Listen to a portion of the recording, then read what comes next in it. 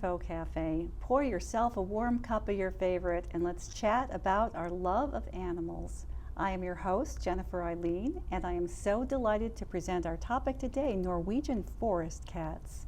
I had the pleasure of meeting our guests at the Viking Festival in Manassas in June 2023, along with Norwegian Lundehunds and other Norwegian pets.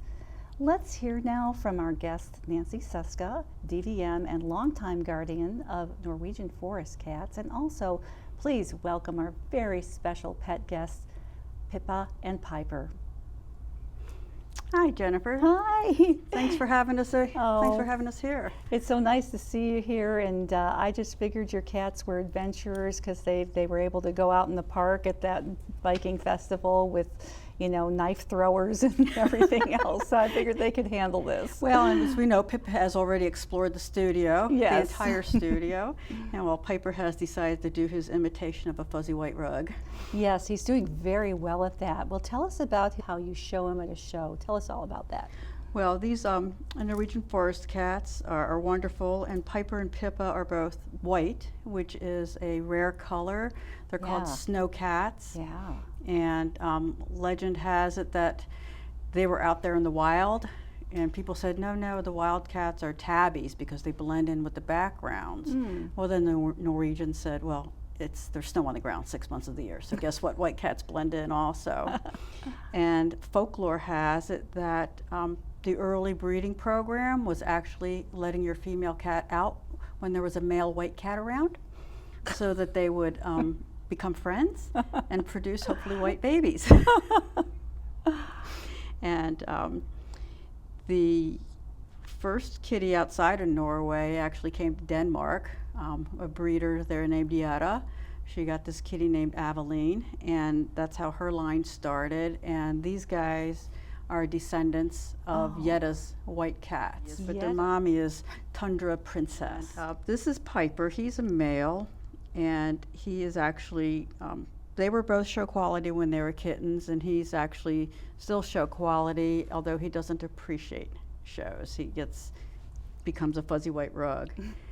But part of their characteristics are that they have a equilateral triangular face, equilateral triangle, and their ears are equilateral triangles set at the edge of the triangle. And I have a picture somewhere with his head looking up, and you can see the beautiful triangle. Yeah. They also have almond-shaped eyes as opposed to the big round ones that the Persians and Bombays have. And they generally have ear furnishings, which are here.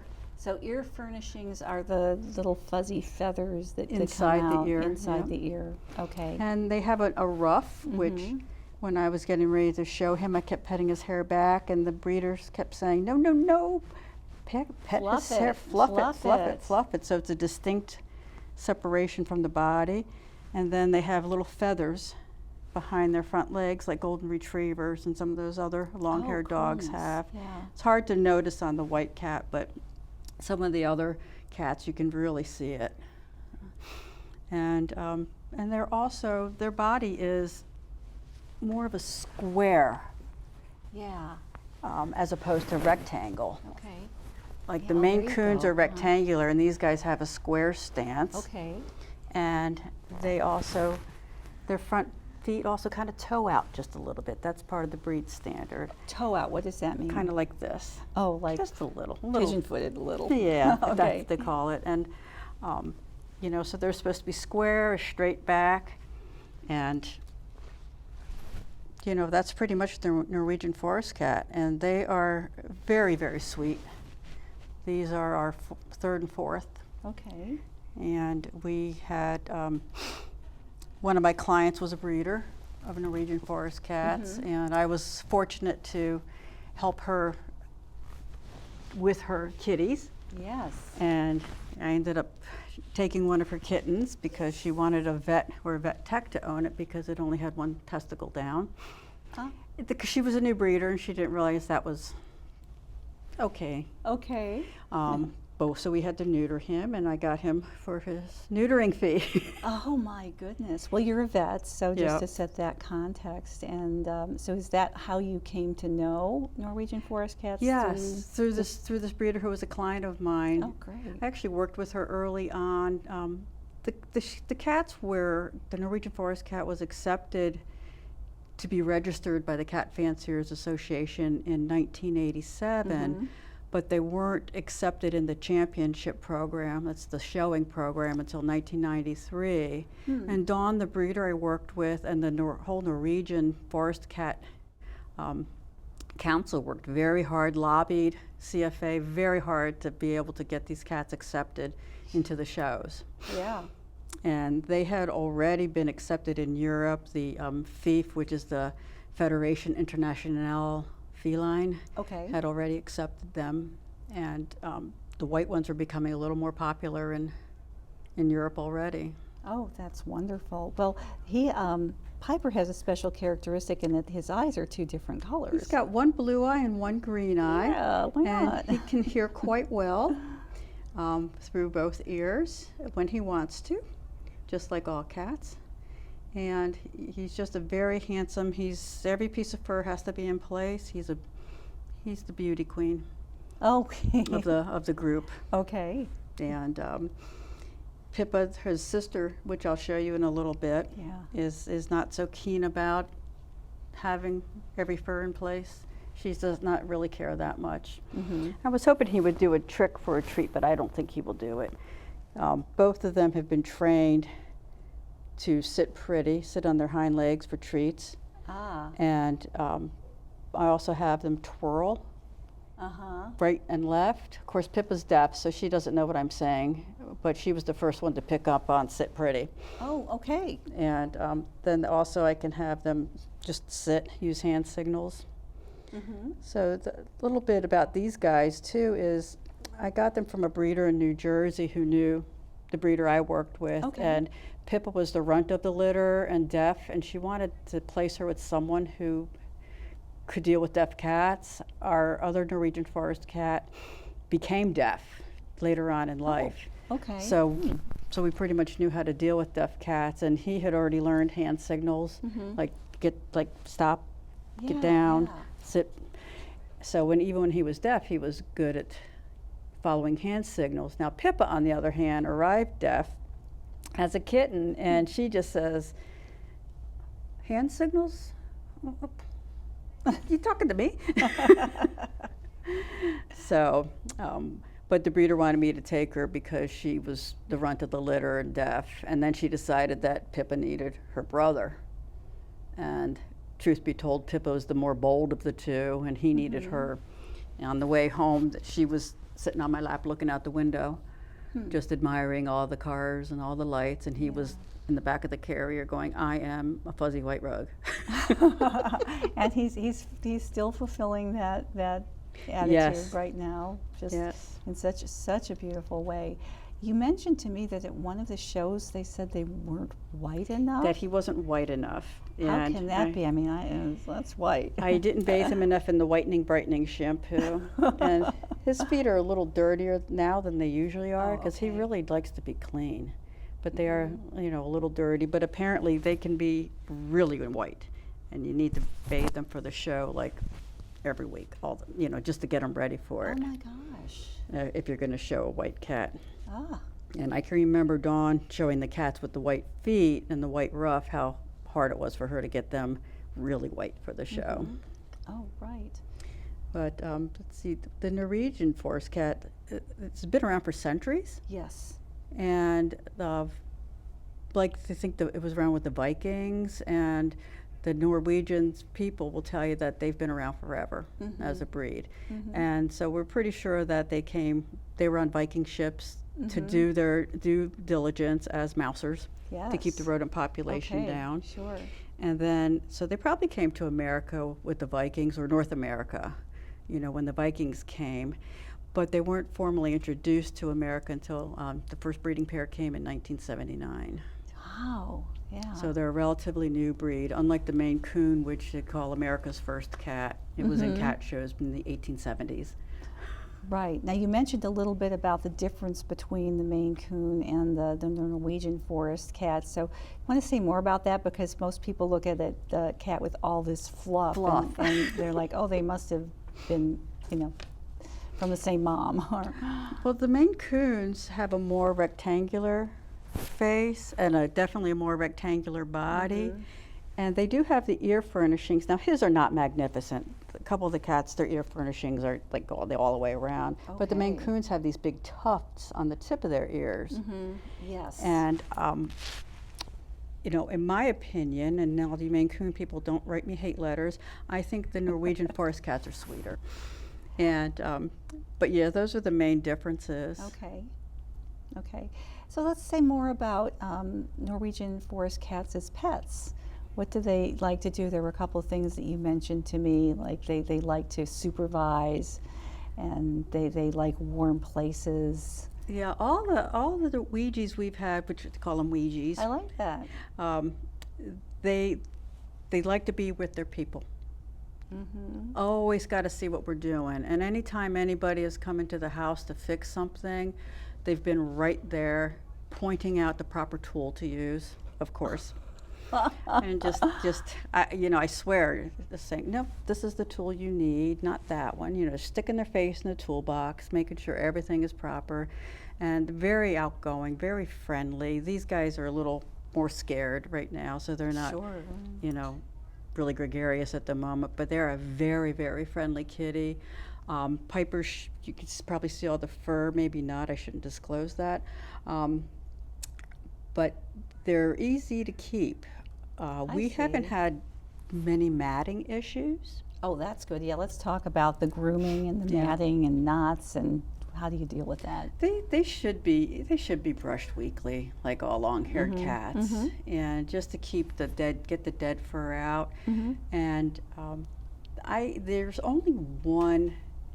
These guys don't mat. The ones we've had before didn't mat. Pippa will scratch her ruff and she'll make dreadlocks. I call them dreadlocks because she'll have these chunks of mat, and we'll just kind of comb them out, and then she goes, oh, okay, that's fine. All right. But otherwise they don't seem to mat. There was one particular color gene in this particular family of cats that did mat, and that's the only time I've seen matting in these guys, is that one particular color gene. And what color is that? A color of the fur? Color of the fur. It was a silver. Silver. Yep. And as I say, it may have just been that particular family. Okay. But that was kind of interesting because I couldn't believe that the owners were bringing them in for us to get the mats out. I'm like, no. Well, would Pippa come out and join us? Let me go. Do you want me to take Piper? If you would like, you're going to be so covered. Hey, I have 6 cats. I don't mind another color fur to add to my wardrobe. Pippa. Hi, baby. You gonna be my friend today? Oh, you are so very light. How much does he weigh? He's just under 12 pounds. Yeah, he's under 12, isn't he? And she's 9. They're not particularly big like Maine Coons either. Right. People think of them being 20 pounders. Oh, Maine Coons are like 20 pounds. Yeah. I think they sort of top out around 15. Right. And Pippa is very interesting. Not only does she have magnificent whiskers that curl around, but she's deaf, and she has green eyes. Most people associate blue-eyed cats, blue-eyed white cats with being deaf. Their breeder actually worked with several geneticists, one at University of Pennsylvania vet school and another one who's now at Missouri vet school, dispelling that myth and showing that they could be deaf with any color eyes. It's just a gene, and they're not born deaf. Their hearing apparatus just starts to degenerate around 3-4 weeks of age. Wow. So they can at least hear their mom purring and talking to them when they're very young. Okay. And Piper's enjoying the treats. Good, he's licking at it anyway. And you can see Pippa, who, unlike Piper, does not do a fuzzy white rug imitation. Pippa, cats, when they get scared, they do fight, flight, freeze, and fidget. Okay. Piper's the freeze, and she's the fidget. Okay. And she says, Oh, I want to that's go take another beautiful. tour of the studio, thank you. Yeah. But she used to be show quality, and then she developed a dip in her nose. Part of their She developed it? a dip, yep. As I she never grew heard of older, they're that. supposed to have a straight profile. Mhm. But all the judges will do this. I'm looking going to at the hang on to profile. him so he can do his rug thing, Yeah. unless he wants to go under the table. But maybe he Yeah, just wants just to relax say there, hello honey. to Mom. Yeah, there we just go. stay right there. Oh, let's show off your tail though. Okay. And her tail was, when she was younger, it was so long. I Oh. counted, I got fur that was 6 inches long off her tail. Wow. You could make a wig out of that. Indeed. Well, I've combed their fur, and I've wanted to have it spun and include it with some sheep wool to knit.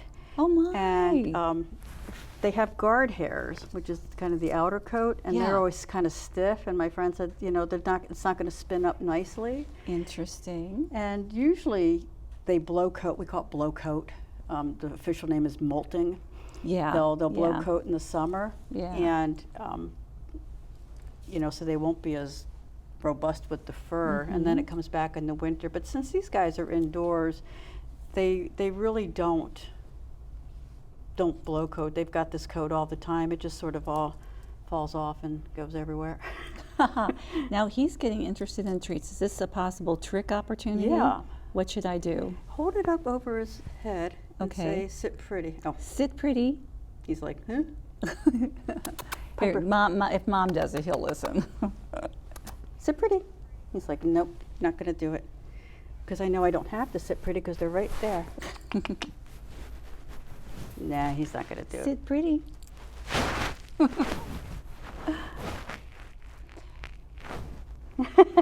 He says, you gotta be out of your ever-loving mind. All right, there you go. We're not going to deprive you. Yeah.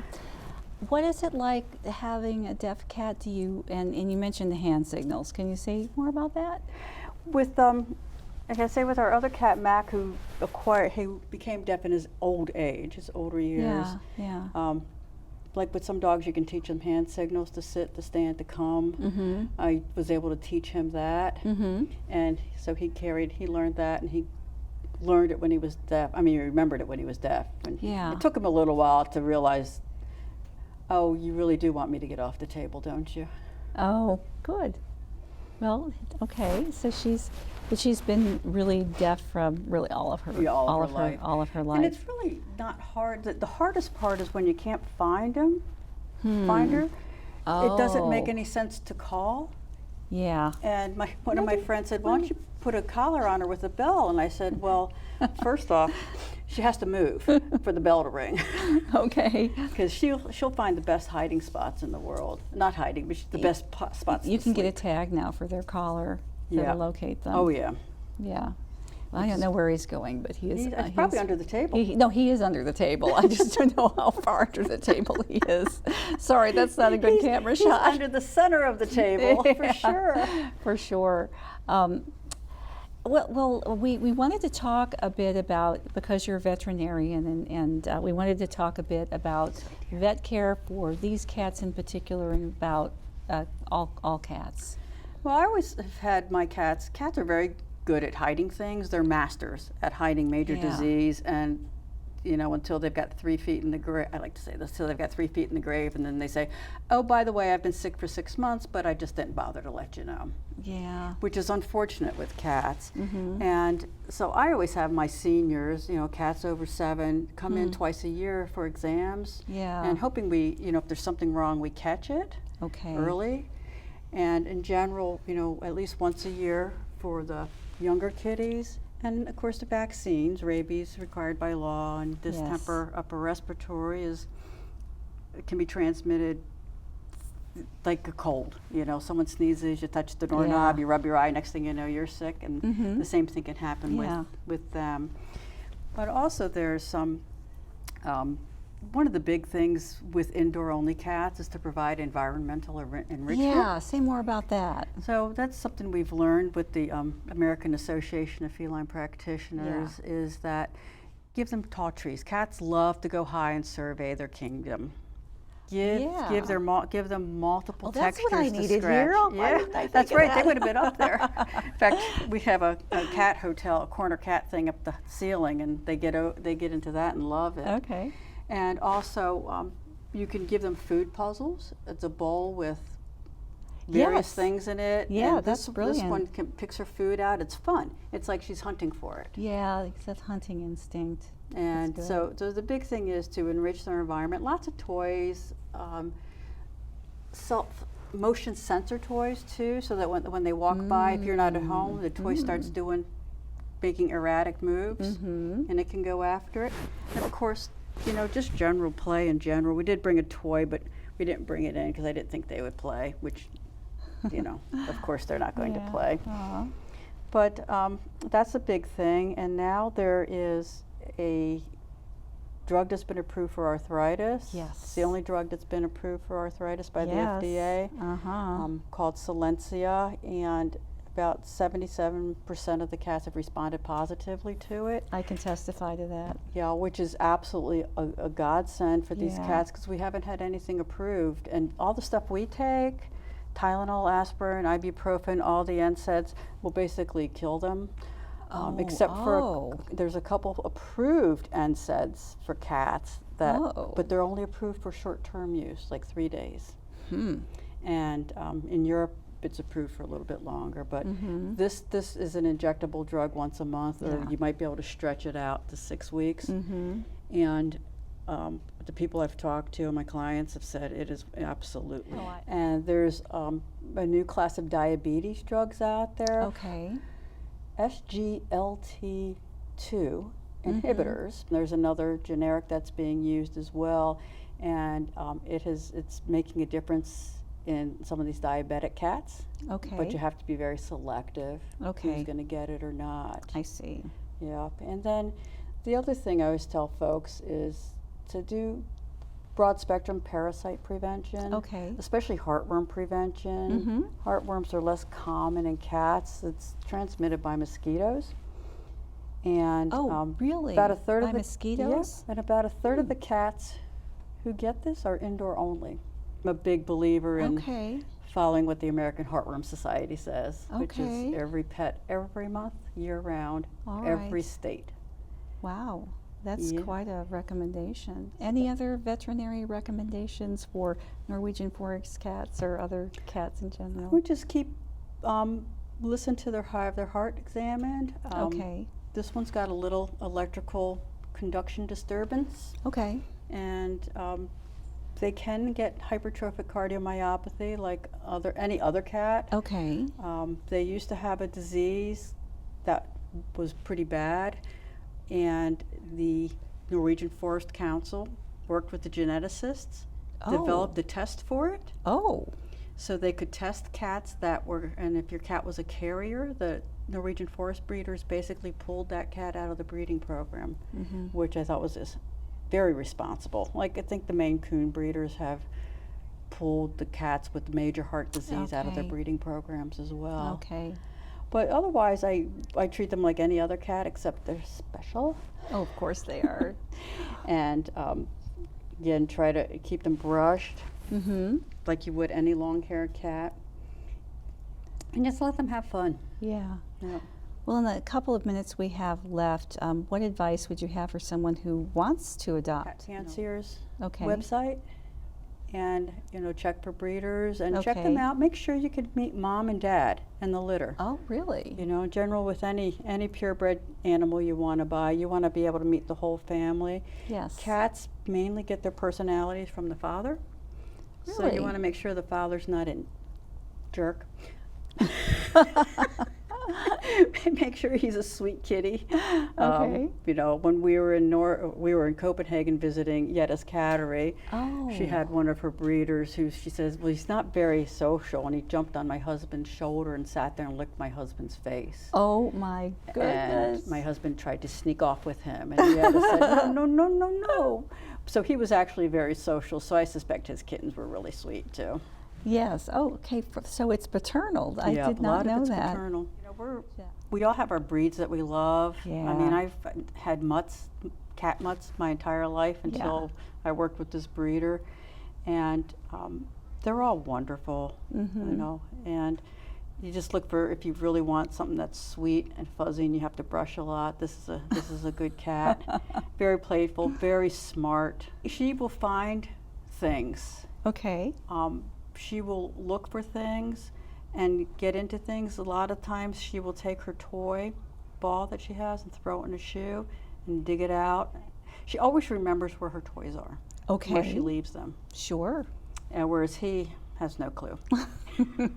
He's smart in his own way, but he's more beautiful. Oh, okay. And she's just more smart. One exciting thing about Wegies is folklore has it that Oh. they will climb trees. There's a bird flying. They will jump from one tree, catch the bird in flight, and land on another tree. And right. my I husband hadn't and I kn- said, that's folklore. And then one day Piper was on the kitchen table chasing a moth, and it flew off, and Todd said, my husband said, it was the most beautiful thing he'd ever seen, that Piper just leapt, caught that moth in midair, and landed on the other side of the counter, of the island counter, about 4 feet away. Ah. So we said, it must be true. It must be true. And they do seem to like to climb. They really do like to climb and Okay. be up high. Well, forest cat, I guess that means they like to climb. Yeah. Well, Nancy, we're coming to the end of our time together, and thank you and Piper and Pippa so much. You're welcome. And thanks to your husband Todd for also shepherding all of you. And it's just so delightful to have this opportunity to visit with everyone. And hope to see you at another Viking festival. Yeah, the Sons of Norway got me going. Yeah. They said they Yeah. had the Norwegian dogs and the horses. They needed the Norwegian cats, and Absolutely. these guys don't seem to mind it too much. All right. Thank you, Nancy. You're welcome. Thank you, Jennifer. Thanks to Nancy, Piper, and Pippa for your time and information today. For more information, you may visit PetInfoCafe.com.